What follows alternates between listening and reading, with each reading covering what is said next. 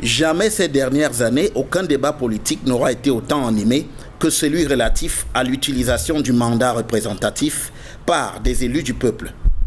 Là-dessus, chacun ou presque a donné son avis depuis que Maître Tchapi Lavoisier et ses proches du SDF ont choisi de rejoindre Maurice Kamto dans la perspective de lui permettre de se porter candidat à l'élection présidentielle d'octobre prochain.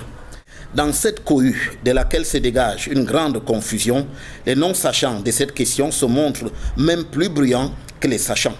Pourtant, nous sommes là en plein dans une problématique technique à propos de laquelle les sachants autorisés à s'exprimer, de par l'épaisseur de leur savoir, d'ailleurs confirmé, à la fois par leurs publications et leurs enseignements, ont tout dit.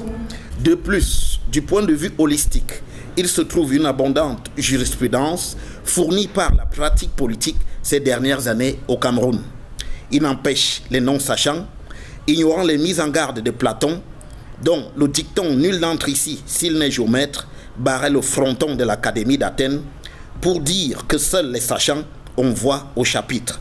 Là-bas, à l'Académie, en réalité ici, dans le monde du savoir, le maître dont le discours ne peut être contesté, ne peut se voir importuné lorsqu'il s'est exprimé.